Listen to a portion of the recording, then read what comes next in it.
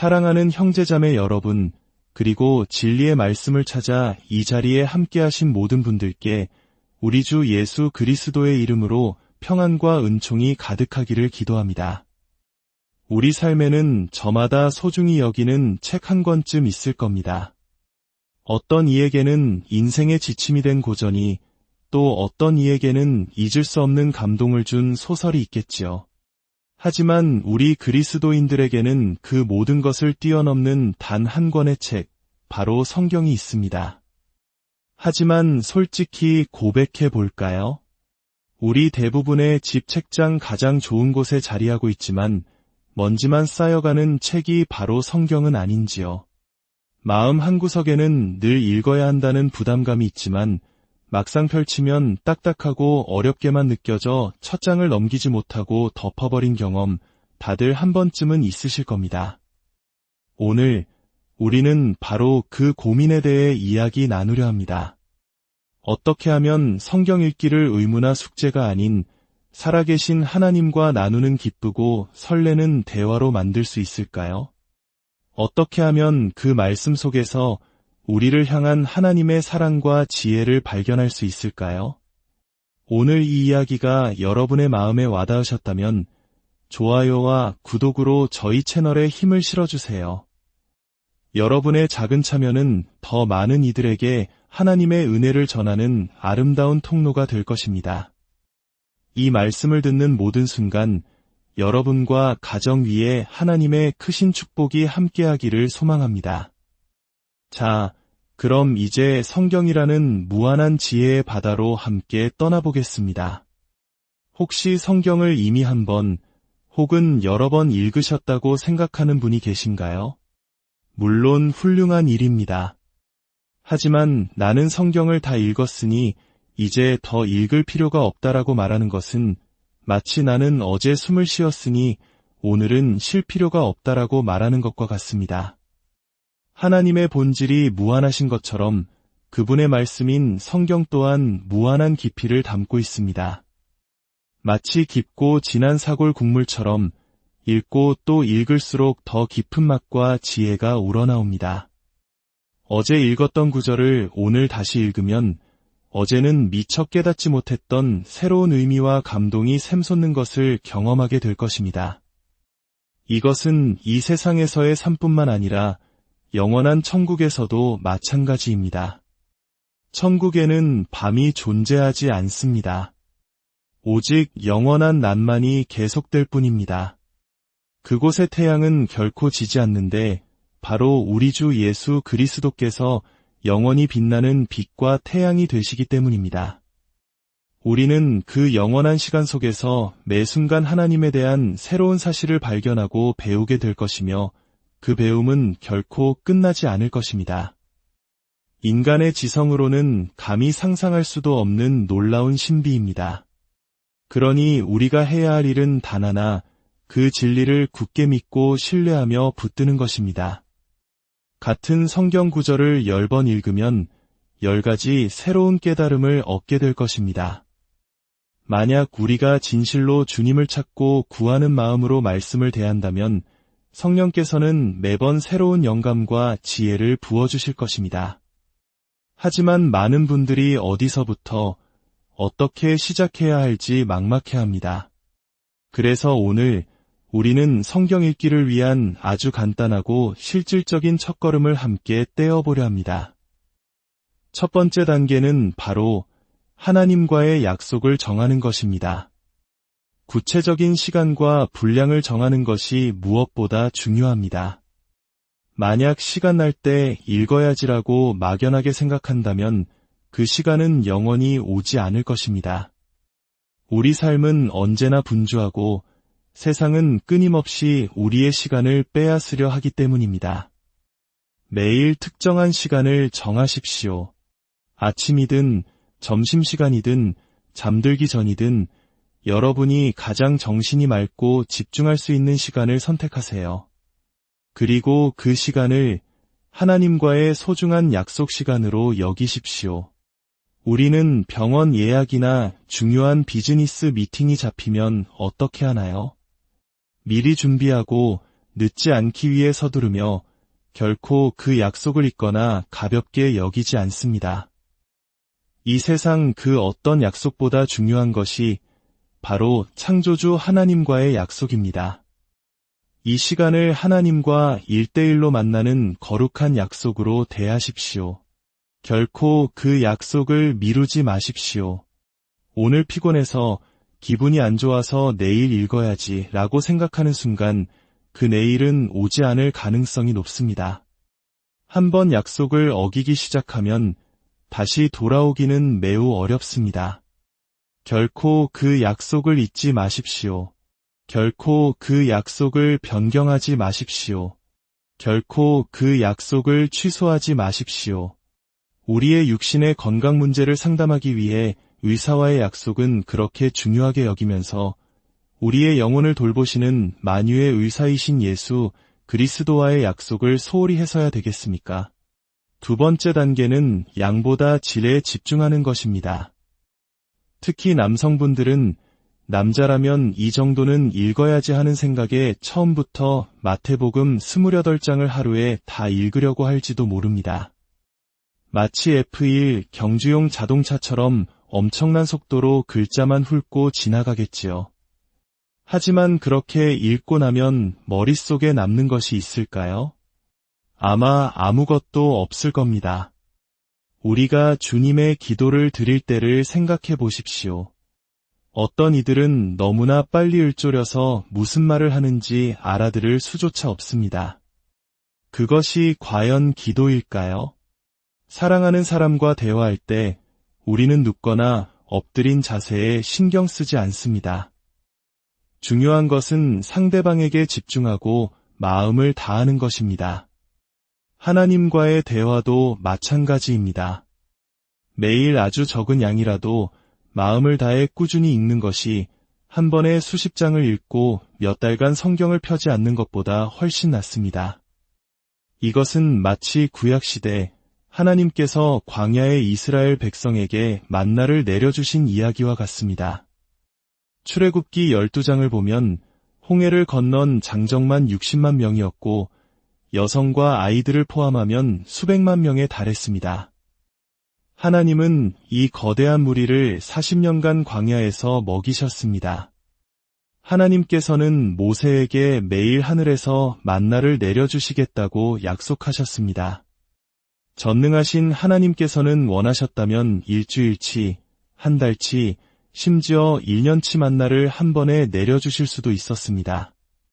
하지만 하나님은 굳이 매일 만나를 주셨습니다. 그리고 다음 날을 위해 남겨두지 말라고 명령하셨습니다. 하지만 어떤 이들은 의심했습니다. 만약 내일 하나님이 바쁘셔서 만나를 안 주시면 어떡하지? 그들은 몰래 만나를 남겨두었지만 다음 날 아침이 되자 그 만나는 모두 썩어벌레가 생겼습니다. 하나님께서 왜 매일 만나를 주셨을까요? 그 속에는 깊고 아름다운 메시지가 담겨 있습니다.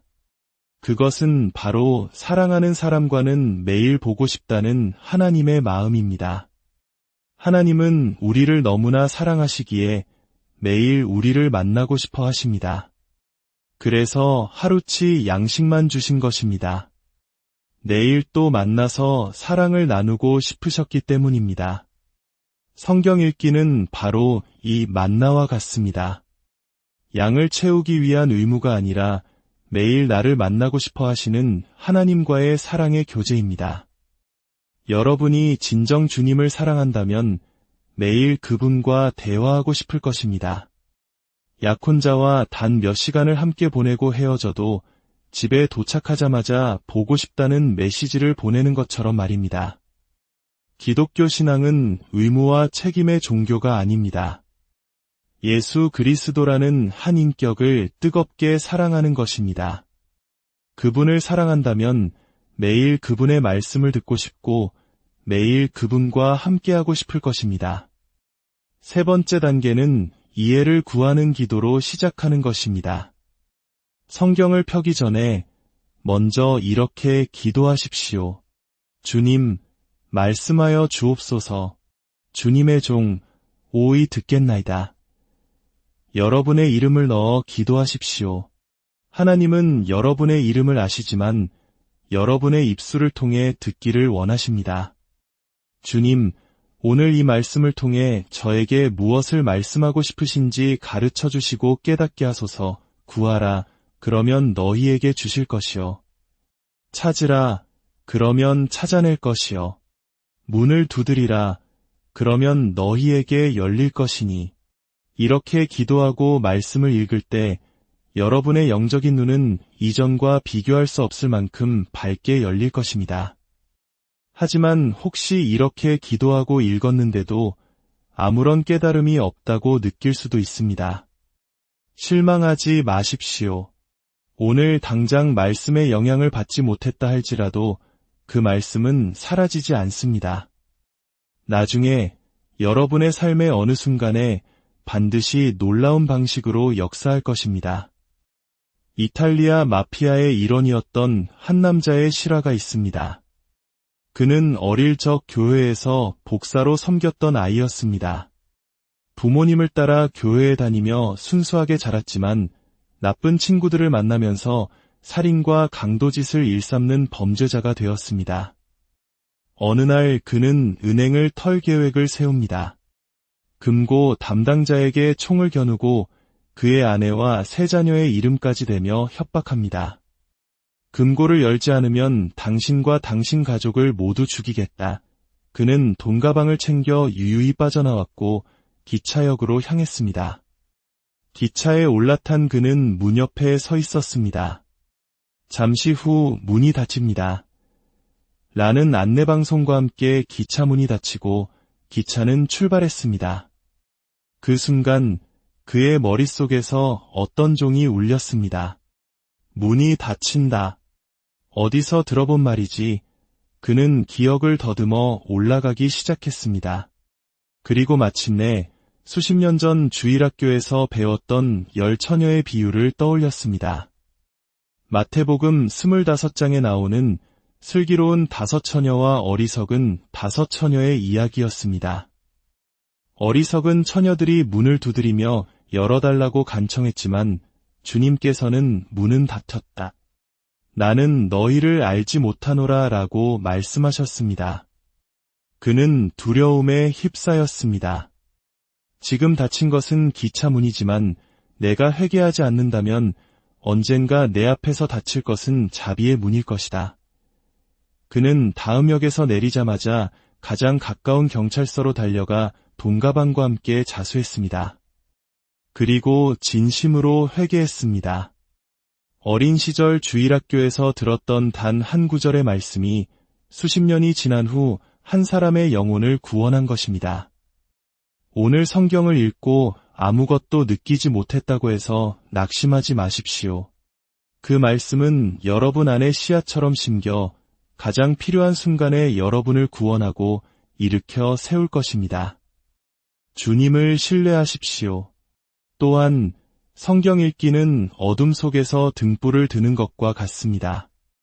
앞을 전혀 보지 못하는 맹인이 살고 있었습니다.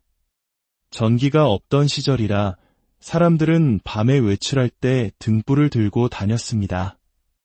그런데 이 맹인 역시 밤이 되면 등불을 들고 다니는 것이었습니다. 마을 사람들은 이상하게 여겨 그에게 물었습니다. 당신은 앞을 보지 못하는데 왜 등불을 들고 다니십니까? 맹인은 웃으며 대답했습니다. 이 등불은 나를 위한 것이 아니라 당신들을 위한 것입니다. 당신들이 나를 보고 부딪히지 않도록 말입니다. 우리는 사탄을 보지 못하지만 사탄은 우리를 봅니다. 우리가 성경을 펼 때마다 우리는 하늘의 등불, 신성한 빛의 등불을 드는 것입니다. 시편 기자는 주의 말씀은 내 발의 등이여 내 길의 빛이니이다 라고 노래했습니다. 주님 스스로 나는 세상의 빛이라고 말씀하셨습니다. 사탄은 어둠 그 자체이기에 빛이 있는 곳에는 감히 다가오지 못합니다. 빛은 어둠을 소멸시키기 때문입니다. 주님의 보호 아래 머물고 싶으십니까? 그분의 빛 안에 거하십시오. 그분의 말씀을 읽고 암송하십시오. 여호와는 나의 목자시니 내게 부족함이 없으리로다. 성경 구절을 외우십시오. 사탄의 공격이 있을 때마다 그 말씀을 선포하십시오. 그러면 어둠은 물러갈 것입니다. 이제 마지막으로 말씀을 살아내는 3가지 방법을 나누겠습니다. 첫째, 읽은 말씀을 살아내십시오. 에베소서 4장 29절은 무릇 더러운 말은 너희 입 밖에도 내지 말라고 말씀합니다.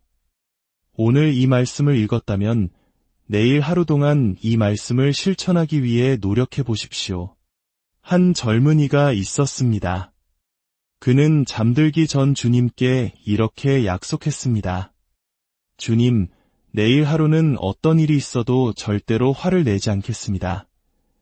그런데 다음 날 마치 온 세상이 그를 시험하려는 듯 온갖 굳은 일이 일어났습니다. 버스에서는 누군가 시비를 걸어왔고 직장에서는 동료들이 사사건건 그를 비난했습니다. 그는 분노가 머리끝까지 차올랐지만 주님과의 약속을 기억하며 간신히 참아냈습니다. 집에 돌아왔을 때 그는 녹초가 되었지만 예수님의 이름으로 승리했다는 기쁨을 느꼈습니다. 둘째, 말씀 속 인물이 되어 행동하십시오. 성경을 읽을 때 그 이야기 속의 인물이 바로 나 자신이라고 상상해 보십시오. 키가 작았던 삭개오를 읽을 때는 주님을 만나기 위해 군중을 뚫고 나무 위로 올라가는 그의 간절함을 느껴보십시오. 장애물이 아무리 커도 결코 포기하지 않는 믿음을 배우십시오. 막달라 마리아를 읽을 때는 가장 큰 죄인이 가장 큰 성인이 된 그녀의 삶을 통해 주님의 무한한 용서와 사랑을 체험하십시오. 베드로를 읽을 때는 연약했던 시몬이 반석 같은 베드로로 변화된 것처럼 우리 또한 강하게 변화될 수 있다는 희망을 품으십시오. 유다를 읽을 때는 주님을 배반하는 실수를 저지를 수는 있지만 결코 스스로 목숨을 끊는 절망에 빠져서는 안 된다는 교훈을 얻으십시오. 주님은 어떤 죄라도 용서하실 수 있는 분임을 믿으십시오. 셋째, 읽은 말씀을 기도로 바꾸십시오. 성경 구절을 읽고 묵상한 후 그 구절을 여러분 자신의 기도로 만들어 보십시오. 이것은 교회가 시편 전체를 찬양과 기도로 만든 것과 같은 원리입니다. 주님, 저의 원수들이 저를 비웃을 때 주님께서는 저의 방패가 되심을 믿습니다. 이렇게 말씀이 기도가 되고 기도가 삶이 될 때 우리는 기도하는 사람을 넘어 걸어 다니는 기도 그 자체가 될 수 있습니다. 사랑하는 여러분, 만약 아직 성경을 읽지 않고 있다면 오늘 밤부터 시작하십시오. 아직 한 번도 성경을 읽어보지 않으셨다면 구약보다는 신약, 그 중에서도 마태복음부터 시작하십시오. 훨씬 더 쉽게 다가갈 수 있을 것입니다. 하나님과 약속을 정하십시오. 매일 같은 시간에 같은 장소에서 같은 방식으로 말씀을 읽으십시오. 그리고 이것을 21일 동안 쉬지 않고 계속해 보십시오. 그러면 성경 읽기는 더 이상 부담스러운 짐이 아니라 숨쉬는 것처럼 자연스러운 습관, 그리고 여러분 삶의 가장 큰 기쁨이 될 것입니다. 하나님의 말씀이 여러분의 발의 등이 되고 여러분의 길에 빛이 되기를. 매일 주님과 나누는 대화 속에서 참된 기쁨과 평안, 그리고 세상을 이길 힘을 얻으시기를.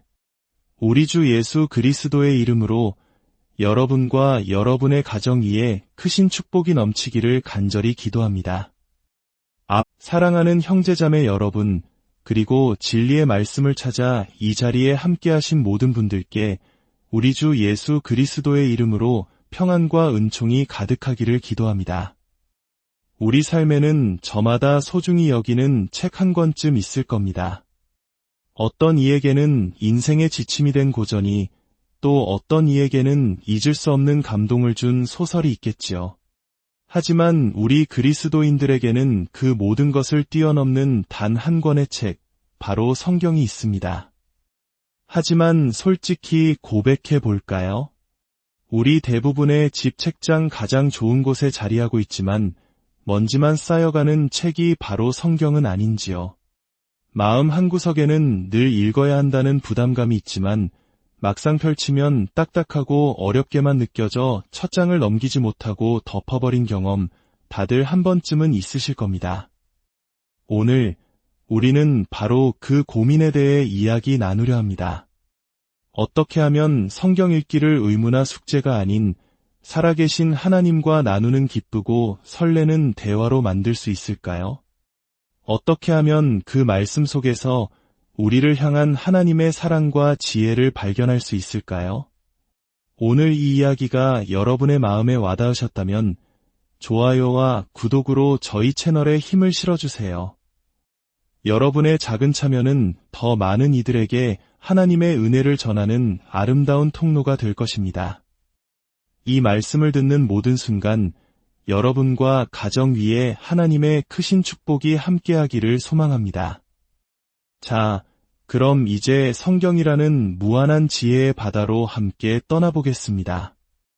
혹시 성경을 이미 한 번 혹은 여러 번 읽으셨다고 생각하는 분이 계신가요? 물론 훌륭한 일입니다. 하지만 나는 성경을 다 읽었으니 이제 더 읽을 필요가 없다라고 말하는 것은 마치 나는 어제 숨을 쉬었으니 오늘은 쉴 필요가 없다라고 말하는 것과 같습니다. 하나님의 본질이 무한하신 것처럼 그분의 말씀인 성경 또한 무한한 깊이를 담고 있습니다. 마치 깊고 진한 사골 국물처럼 읽고 또 읽을수록 더 깊은 맛과 지혜가 우러나옵니다. 어제 읽었던 구절을 오늘 다시 읽으면 어제는 미처 깨닫지 못했던 새로운 의미와 감동이 샘솟는 것을 경험하게 될 것입니다. 이것은 이 세상에서의 삶뿐만 아니라 영원한 천국에서도 마찬가지입니다. 천국에는 밤이 존재하지 않습니다. 오직 영원한 낮만이 계속될 뿐입니다.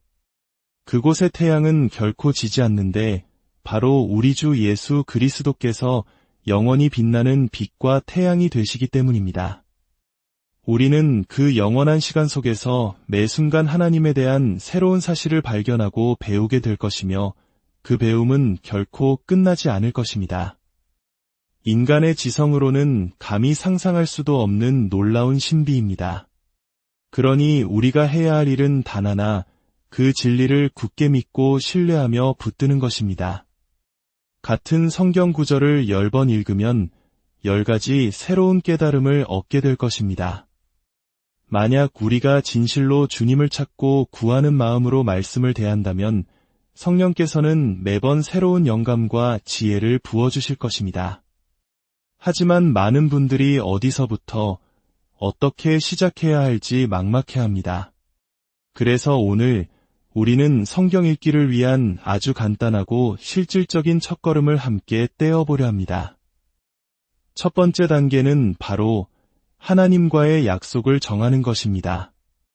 구체적인 시간과 분량을 정하는 것이 무엇보다 중요합니다.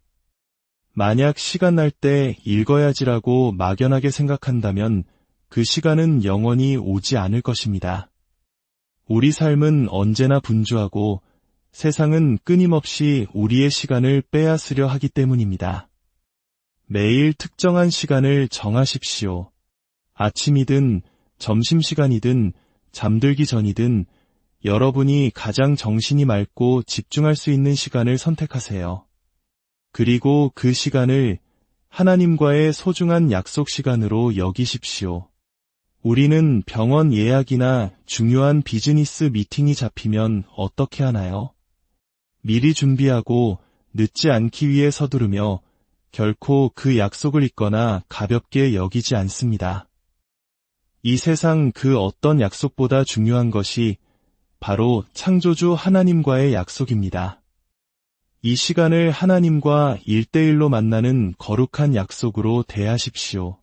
결코 그 약속을 미루지 마십시오. 오늘 피곤해서 기분이 안 좋아서 내일 읽어야지 라고 생각하는 순간 그 내일은 오지 않을 가능성이 높습니다. 한번 약속을 어기기 시작하면 다시 돌아오기는 매우 어렵습니다. 결코 그 약속을 잊지 마십시오. 결코 그 약속을 변경하지 마십시오. 결코 그 약속을 취소하지 마십시오. 우리의 육신의 건강 문제를 상담하기 위해 의사와의 약속은 그렇게 중요하게 여기면서 우리의 영혼을 돌보시는 만유의 의사이신 예수 그리스도와의 약속을 소홀히 해서야 되겠습니까? 두 번째 단계는 양보다 질에 집중하는 것입니다. 특히 남성분들은 남자라면 이 정도는 읽어야지 하는 생각에 처음부터 마태복음 28장을 하루에 다 읽으려고 할지도 모릅니다. 마치 F1 경주용 자동차처럼 엄청난 속도로 글자만 훑고 지나가겠지요. 하지만 그렇게 읽고 나면 머릿속에 남는 것이 있을까요? 아마 아무것도 없을 겁니다. 우리가 주님의 기도를 드릴 때를 생각해 보십시오. 어떤 이들은 너무나 빨리 읊조려서 무슨 말을 하는지 알아들을 수조차 없습니다. 그것이 과연 기도일까요? 사랑하는 사람과 대화할 때 우리는 눕거나 엎드린 자세에 신경 쓰지 않습니다. 중요한 것은 상대방에게 집중하고 마음을 다하는 것입니다. 하나님과의 대화도 마찬가지입니다. 매일 아주 적은 양이라도 마음을 다해 꾸준히 읽는 것이 한 번에 수십 장을 읽고 몇 달간 성경을 펴지 않는 것보다 훨씬 낫습니다. 이것은 마치 구약시대 하나님께서 광야의 이스라엘 백성에게 만나를 내려주신 이야기와 같습니다. 출애굽기 12장을 보면 홍해를 건넌 장정만 60만 명이었고 여성과 아이들을 포함하면 수백만 명에 달했습니다. 하나님은 이 거대한 무리를 40년간 광야에서 먹이셨습니다. 하나님께서는 모세에게 매일 하늘에서 만나를 내려주시겠다고 약속하셨습니다. 전능하신 하나님께서는 원하셨다면 일주일치, 한 달치, 심지어 1년치 만나를 한 번에 내려주실 수도 있었습니다. 하지만 하나님은 굳이 매일 만나를 주셨습니다. 그리고 다음 날을 위해 남겨두지 말라고 명령하셨습니다. 하지만 어떤 이들은 의심했습니다. 만약 내일 하나님이 바쁘셔서 만나를 안 주시면 어떡하지? 그들은 몰래 만나를 남겨두었지만 다음 날 아침이 되자 그 만나는 모두 썩어벌레가 생겼습니다. 하나님께서 왜 매일 만나를 주셨을까요? 그 속에는 깊고 아름다운 메시지가 담겨 있습니다. 그것은 바로 사랑하는 사람과는 매일 보고 싶다는 하나님의 마음입니다. 하나님은 우리를 너무나 사랑하시기에 매일 우리를 만나고 싶어 하십니다. 그래서 하루치 양식만 주신 것입니다. 내일 또 만나서 사랑을 나누고 싶으셨기 때문입니다. 성경 읽기는 바로 이 만나와 같습니다. 양을 채우기 위한 의무가 아니라 매일 나를 만나고 싶어 하시는 하나님과의 사랑의 교제입니다.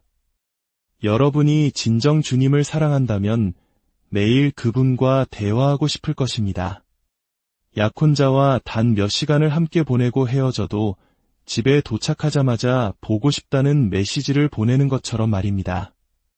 기독교 신앙은 의무와 책임의 종교가 아닙니다.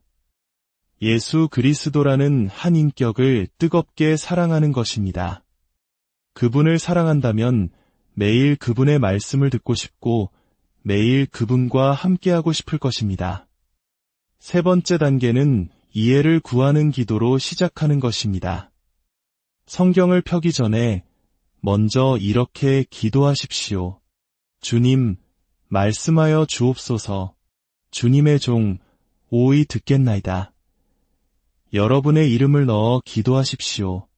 하나님은 여러분의 이름을 아시지만 여러분의 입술을 통해 듣기를 원하십니다. 주님, 오늘 이 말씀을 통해 저에게 무엇을 말씀하고 싶으신지 가르쳐 주시고 깨닫게 하소서. 구하라, 그러면 너희에게 주실 것이요. 찾으라, 그러면 찾아낼 것이요. 문을 두드리라, 그러면 너희에게 열릴 것이니. 이렇게 기도하고 말씀을 읽을 때 여러분의 영적인 눈은 이전과 비교할 수 없을 만큼 밝게 열릴 것입니다. 하지만 혹시 이렇게 기도하고 읽었는데도 아무런 깨달음이 없다고 느낄 수도 있습니다. 실망하지 마십시오. 오늘 당장 말씀의 영향을 받지 못했다 할지라도 그 말씀은 사라지지 않습니다. 나중에 여러분의 삶의 어느 순간에 반드시 놀라운 방식으로 역사할 것입니다. 이탈리아 마피아의 일원이었던 한 남자의 실화가 있습니다. 그는 어릴 적 교회에서 복사로 섬겼던 아이였습니다. 부모님을 따라 교회에 다니며 순수하게 자랐지만 나쁜 친구들을 만나면서 살인과 강도짓을 일삼는 범죄자가 되었습니다. 어느 날 그는 은행을 털 계획을 세웁니다. 금고 담당자에게 총을 겨누고 그의 아내와 세 자녀의 이름까지 대며 협박합니다. 금고를 열지 않으면 당신과 당신 가족을 모두 죽이겠다. 그는 돈 가방을 챙겨 유유히 빠져나왔고 기차역으로 향했습니다. 기차에 올라탄 그는 문 옆에 서 있었습니다. 잠시 후 문이 닫힙니다. 라는 안내방송과 함께 기차 문이 닫히고 기차는 출발했습니다. 그 순간 그의 머릿속에서 어떤 종이 울렸습니다. 문이 닫힌다. 어디서 들어본 말이지. 그는 기억을 더듬어 올라가기 시작했습니다. 그리고 마침내 수십 년 전 주일학교에서 배웠던 10처녀의 비유를 떠올렸습니다. 마태복음 25장에 나오는 슬기로운 5처녀와 어리석은 5처녀의 이야기였습니다. 어리석은 처녀들이 문을 두드리며 열어달라고 간청했지만 주님께서는 문은 닫혔다. 나는 너희를 알지 못하노라 라고 말씀하셨습니다. 그는 두려움에 휩싸였습니다. 지금 닫힌 것은 기차 문이지만 내가 회개하지 않는다면 언젠가 내 앞에서 닫힐 것은 자비의 문일 것이다. 그는 다음 역에서 내리자마자 가장 가까운 경찰서로 달려가 돈가방과 함께 자수했습니다. 그리고 진심으로 회개했습니다. 어린 시절 주일학교에서 들었던 단 한 구절의 말씀이 수십 년이 지난 후 한 사람의 영혼을 구원한 것입니다. 오늘 성경을 읽고 아무것도 느끼지 못했다고 해서 낙심하지 마십시오. 그 말씀은 여러분 안에 씨앗처럼 심겨 가장 필요한 순간에 여러분을 구원하고 일으켜 세울 것입니다. 주님을 신뢰하십시오. 또한 성경 읽기는 어둠 속에서 등불을 드는 것과 같습니다. 앞을 전혀 보지 못하는 맹인이 살고 있었습니다. 전기가 없던 시절이라 사람들은 밤에 외출할 때 등불을 들고 다녔습니다. 그런데 이 맹인 역시 밤이 되면 등불을 들고 다니는 것이었습니다. 마을 사람들은 이상하게 여겨 그에게 물었습니다. 당신은 앞을 보지 못하는데 왜 등불을 들고 다니십니까? 맹인은 웃으며 대답했습니다. 이 등불은 나를 위한 것이 아니라 당신들을 위한 것입니다. 당신들이 나를 보고 부딪히지 않도록 말입니다. 우리는 사탄을 보지 못하지만 사탄은 우리를 봅니다. 우리가 성경을 펼 때마다 우리는 하늘의 등불, 신성한 빛의 등불을 드는 것입니다. 시편 기자는 주의 말씀은 내 발의 등이여 내 길의 빛이니이다 라고 노래했습니다. 주님 스스로 나는 세상의 빛이라고 말씀하셨습니다. 사탄은 어둠 그 자체이기에 빛이 있는 곳에는 감히 다가오지 못합니다. 빛은 어둠을 소멸시키기 때문입니다. 주님의 보호 아래 머물고 싶으십니까? 그분의 빛 안에 거하십시오. 그분의 말씀을 읽고 암송하십시오. 여호와는 나의 목자시니 내게 부족함이 없으리로다. 성경 구절을 외우십시오. 사탄의 공격이 있을 때마다 그 말씀을 선포하십시오. 그러면 어둠은 물러갈 것입니다. 이제 마지막으로 말씀을 살아내는 3가지 방법을 나누겠습니다. 첫째, 읽은 말씀을 살아내십시오. 에베소서 4장 29절은 무릇 더러운 말은 너희 입 밖에도 내지 말라고 말씀합니다. 오늘 이 말씀을 읽었다면 내일 하루 동안 이 말씀을 실천하기 위해 노력해 보십시오. 한 젊은이가 있었습니다. 그는 잠들기 전 주님께 이렇게 약속했습니다. 주님, 내일 하루는 어떤 일이 있어도 절대로 화를 내지 않겠습니다. 그런데 다음날 마치 온 세상이 그를 시험하려는 듯 온갖 굳은 일이 일어났습니다. 버스에서는 누군가 시비를 걸어왔고 직장에서는 동료들이 사사건건 그를 비난했습니다. 그는 분노가 머리끝까지 차올랐지만 주님과의 약속을 기억하며 간신히 참아냈습니다. 집에 돌아왔을 때 그는 녹초가 되었지만 예수님의 이름으로 승리했다는 기쁨을 느꼈습니다. 둘째, 말씀 속 인물이 되어 행동하십시오. 성경을 읽을 때 그 이야기 속의 인물이 바로 나 자신이라고 상상해 보십시오. 키가 작았던 삭개오를 읽을 때는 주님을 만나기 위해 군중을 뚫고 나무 위로 올라가는 그의 간절함을 느껴보십시오. 장애물이 아무리 커도 결코 포기하지 않는 믿음을 배우십시오. 막달라 마리아를 읽을 때는 가장 큰 죄인이 가장 큰 성인이 된 그녀의 삶을 통해 주님의 무한한 용서와 사랑을 체험하십시오. 베드로를 읽을 때는 연약했던 시몬이 반석 같은 베드로로 변화된 것처럼 우리 또한 강하게 변화될 수 있다는 희망을 품으십시오. 유다를 읽을 때는 주님을 배반하는 실수를 저지를 수는 있지만 결코 스스로 목숨을 끊는 절망에 빠져서는 안 된다는 교훈을 얻으십시오. 주님은 어떤 죄라도 용서하실 수 있는 분임을 믿으십시오. 셋째, 읽은 말씀을 기도로 바꾸십시오. 성경 구절을 읽고 묵상한 후 그 구절을 여러분 자신의 기도로 만들어 보십시오. 이것은 교회가 시편 전체를 찬양과 기도로 만든 것과 같은 원리입니다. 주님, 저의 원수들이 저를 비웃을 때 주님께서는 저의 방패가 되심을 믿습니다. 이렇게 말씀이 기도가 되고 기도가 삶이 될 때 우리는 기도하는 사람을 넘어 걸어 다니는 기도 그 자체가 될 수 있습니다. 사랑하는 여러분, 만약 아직 성경을 읽지 않고 있다면 오늘 밤부터 시작하십시오. 아직 한 번도 성경을 읽어보지 않으셨다면 구약보다는 신약, 그 중에서도 마태복음부터 시작하십시오. 훨씬 더 쉽게 다가갈 수 있을 것입니다. 하나님과 약속을 정하십시오. 매일 같은 시간에 같은 장소에서 같은 방식으로 말씀을 읽으십시오. 그리고 이것을 21일 동안 쉬지 않고 계속해 보십시오. 그러면 성경 읽기는 더 이상 부담스러운 짐이 아니라 숨쉬는 것처럼 자연스러운 습관, 그리고 여러분 삶의 가장 큰 기쁨이 될 것입니다. 하나님의 말씀이 여러분의 발의 등이 되고 여러분의 길에 빛이 되기를. 매일 주님과 나누는 대화 속에서 참된 기쁨과 평안, 그리고 세상을 이길 힘을 얻으시기를.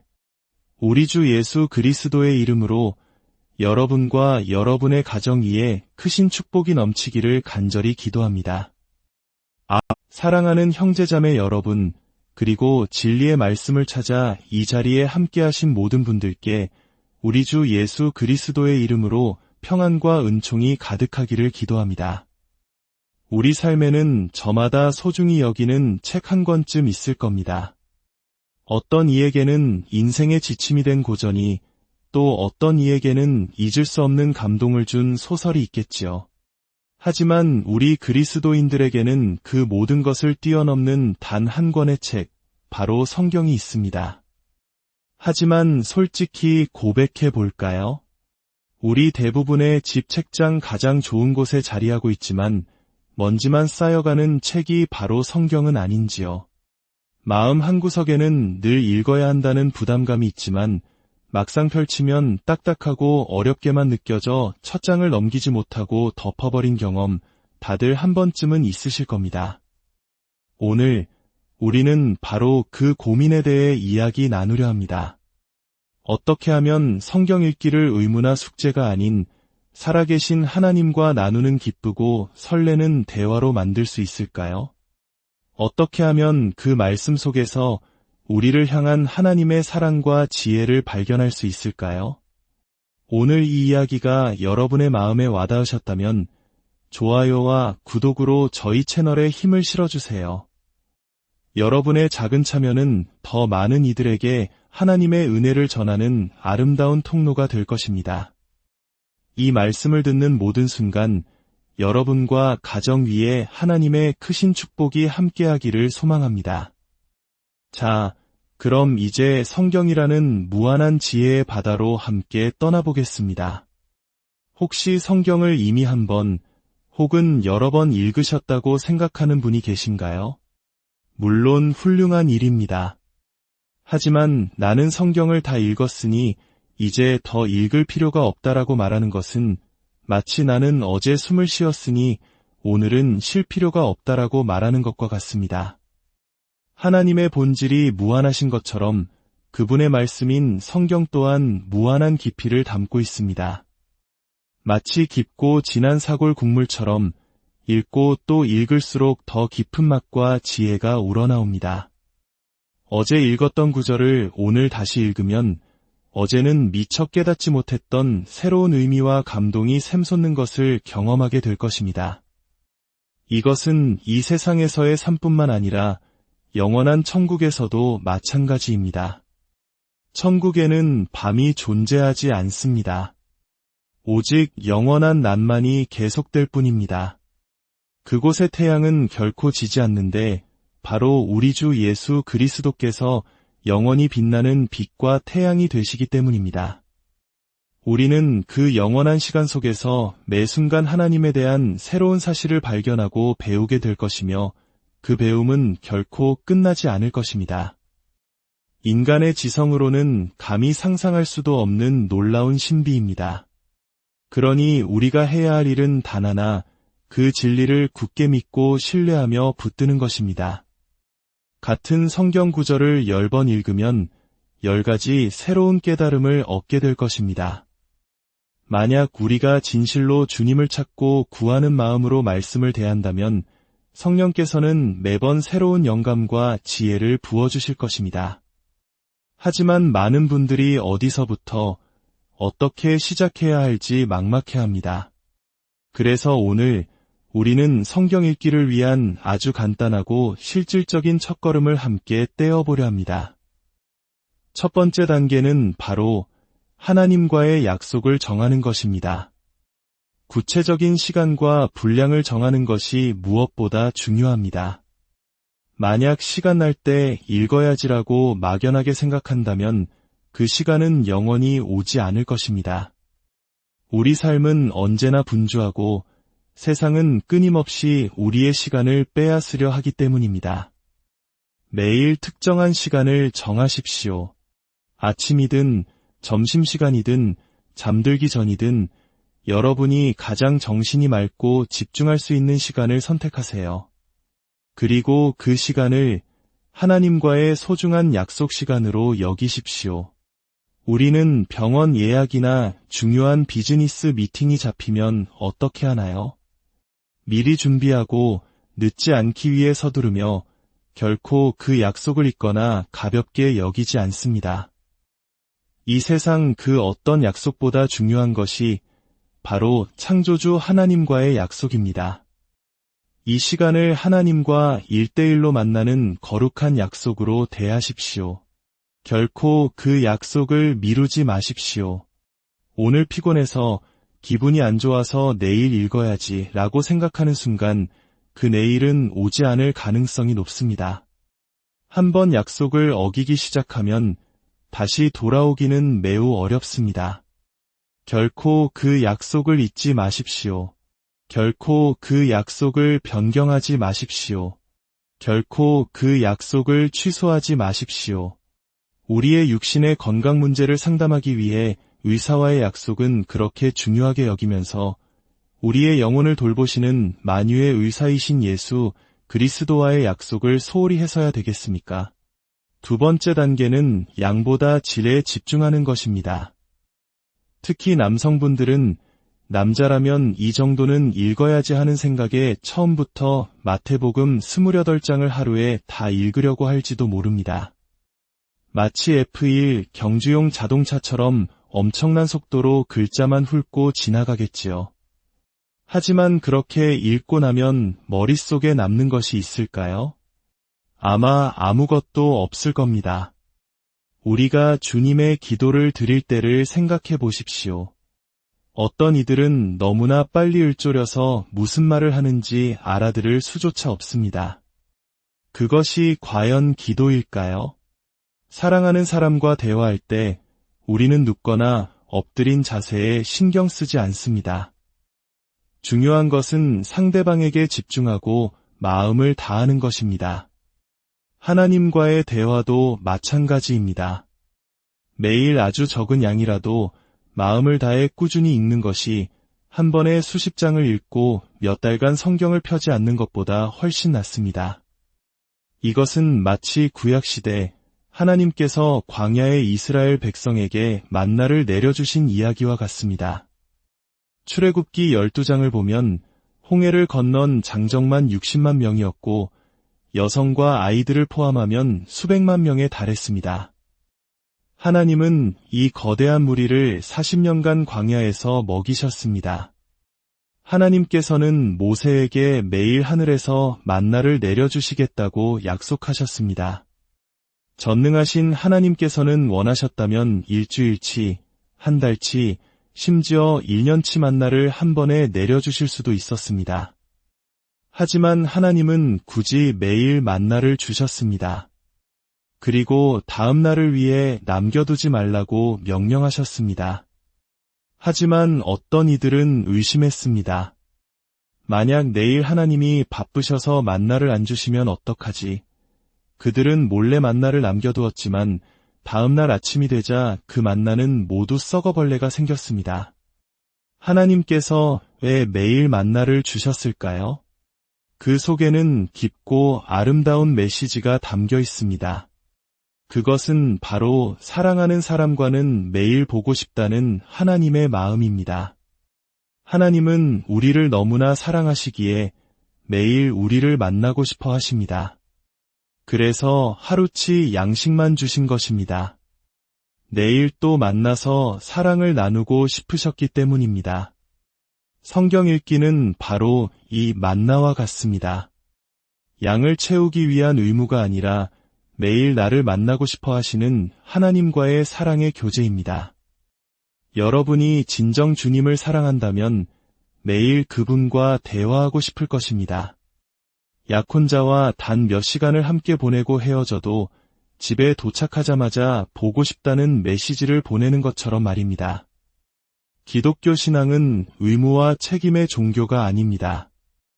예수 그리스도라는 한 인격을 뜨겁게 사랑하는 것입니다.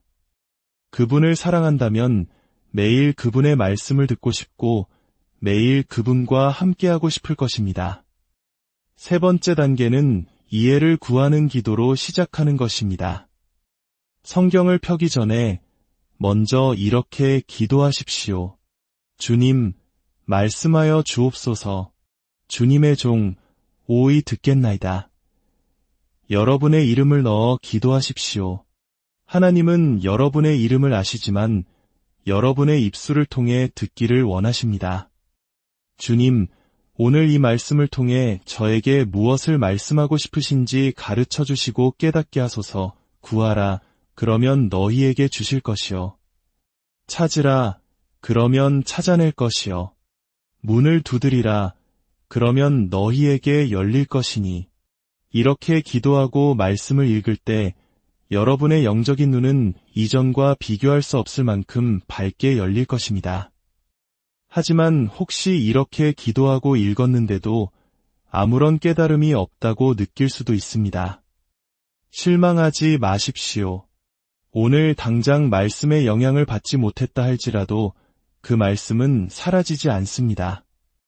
나중에 여러분의 삶의 어느 순간에 반드시 놀라운 방식으로 역사할 것입니다. 이탈리아 마피아의 일원이었던 한 남자의 실화가 있습니다. 그는 어릴 적 교회에서 복사로 섬겼던 아이였습니다. 부모님을 따라 교회에 다니며 순수하게 자랐지만 나쁜 친구들을 만나면서 살인과 강도짓을 일삼는 범죄자가 되었습니다. 어느 날 그는 은행을 털 계획을 세웁니다. 금고 담당자에게 총을 겨누고 그의 아내와 세 자녀의 이름까지 대며 협박합니다. 금고를 열지 않으면 당신과 당신 가족을 모두 죽이겠다. 그는 돈 가방을 챙겨 유유히 빠져나왔고 기차역으로 향했습니다. 기차에 올라탄 그는 문 옆에 서 있었습니다. 잠시 후 문이 닫힙니다. 라는 안내방송과 함께 기차 문이 닫히고 기차는 출발했습니다. 그 순간 그의 머릿속에서 어떤 종이 울렸습니다. 문이 닫힌다. 어디서 들어본 말이지. 그는 기억을 더듬어 올라가기 시작했습니다. 그리고 마침내 수십 년 전 주일학교에서 배웠던 10처녀의 비유를 떠올렸습니다. 마태복음 25장에 나오는 슬기로운 5처녀와 어리석은 5처녀의 이야기였습니다. 어리석은 처녀들이 문을 두드리며 열어달라고 간청했지만 주님께서는 문은 닫혔다. 나는 너희를 알지 못하노라 라고 말씀하셨습니다. 그는 두려움에 휩싸였습니다. 지금 닫힌 것은 기차 문이지만 내가 회개하지 않는다면 언젠가 내 앞에서 닫힐 것은 자비의 문일 것이다. 그는 다음 역에서 내리자마자 가장 가까운 경찰서로 달려가 돈가방과 함께 자수했습니다. 그리고 진심으로 회개했습니다. 어린 시절 주일학교에서 들었던 단 한 구절의 말씀이 수십 년이 지난 후 한 사람의 영혼을 구원한 것입니다. 오늘 성경을 읽고 아무것도 느끼지 못했다고 해서 낙심하지 마십시오. 그 말씀은 여러분 안에 씨앗처럼 심겨 가장 필요한 순간에 여러분을 구원하고 일으켜 세울 것입니다.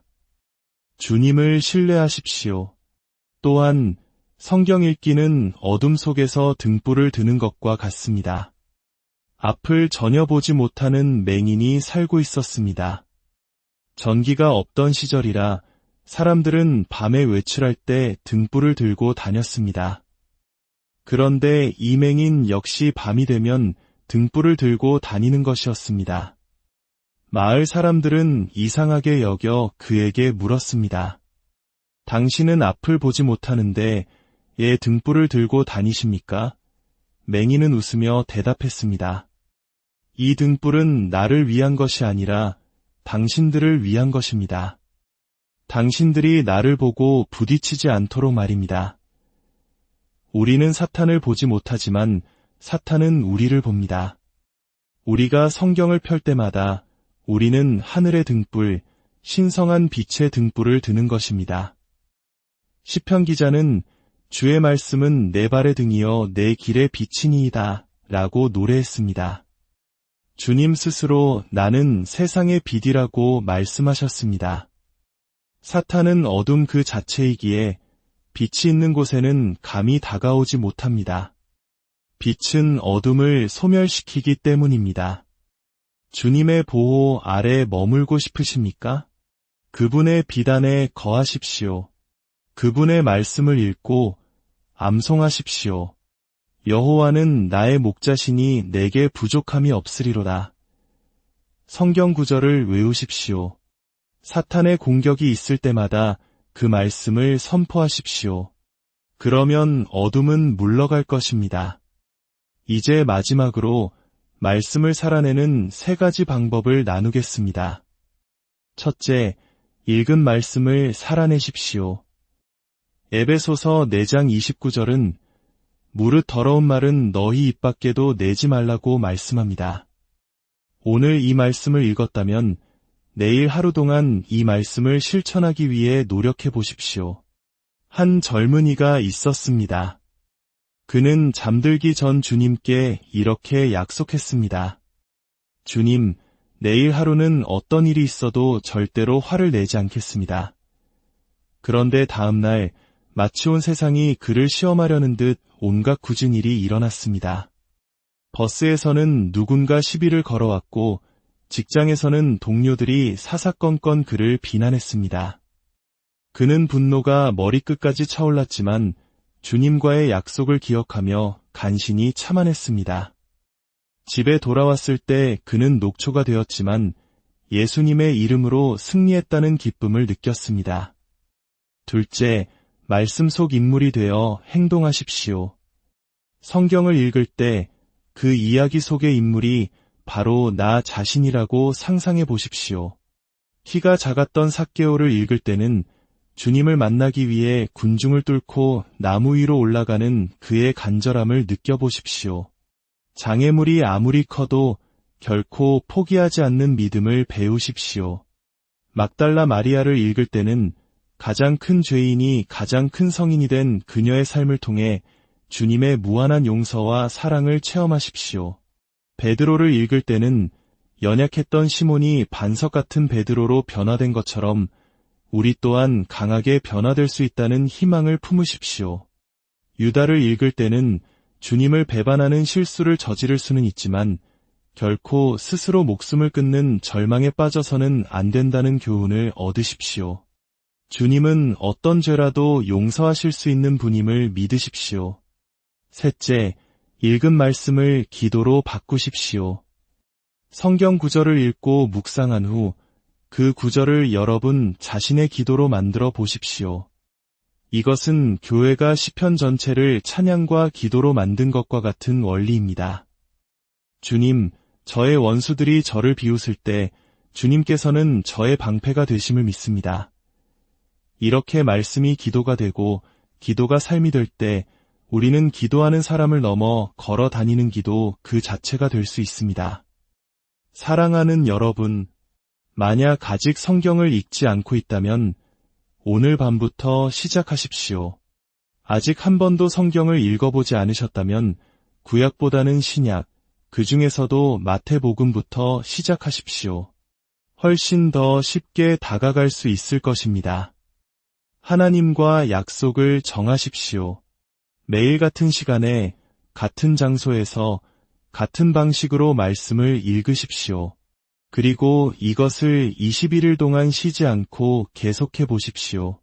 그러면 성경 읽기는 더 이상 부담스러운 짐이 아니라 숨쉬는 것처럼 자연스러운 습관, 그리고 여러분 삶의 가장 큰 기쁨이 될 것입니다. 하나님의 말씀이 여러분의 발의 등이 되고 여러분의 길에 빛이 되기를. 매일 주님과 나누는 대화 속에서 참된 기쁨과 평안, 그리고 세상을 이길 힘을 얻으시기를. 우리 주 예수 그리스도의 이름으로 여러분과 여러분의 가정 위에 크신 축복이 넘치기를 간절히 기도합니다. 사랑하는 형제자매 여러분, 그리고 진리의 말씀을 찾아 이 자리에 함께하신 모든 분들께 우리 주 예수 그리스도의 이름으로 평안과 은총이 가득하기를 기도합니다. 우리 삶에는 저마다 소중히 여기는 책 한 권쯤 있을 겁니다. 어떤 이에게는 인생의 지침이 된 고전이, 또 어떤 이에게는 잊을 수 없는 감동을 준 소설이 있겠지요. 하지만 우리 그리스도인들에게는 그 모든 것을 뛰어넘는 단 한 권의 책, 바로 성경이 있습니다. 하지만 솔직히 고백해 볼까요? 우리 대부분의 집 책장 가장 좋은 곳에 자리하고 있지만 먼지만 쌓여가는 책이 바로 성경은 아닌지요. 마음 한구석에는 늘 읽어야 한다는 부담감이 있지만 막상 펼치면 딱딱하고 어렵게만 느껴져 첫 장을 넘기지 못하고 덮어버린 경험 다들 한 번쯤은 있으실 겁니다. 오늘 우리는 바로 그 고민에 대해 이야기 나누려 합니다.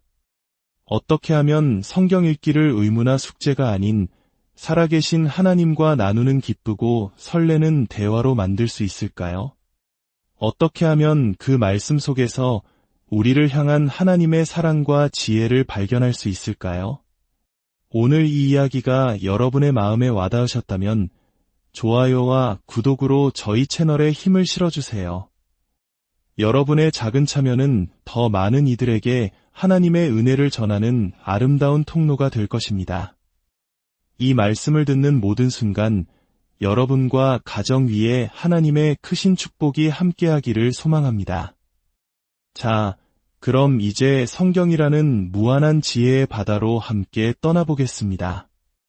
혹시 성경을 이미 한 번, 혹은 여러 번 읽으셨다고 생각하는 분이 계신가요? 물론 훌륭한 일입니다. 하지만 나는 성경을 다 읽었으니 이제 더 읽을 필요가 없다라고 말하는 것은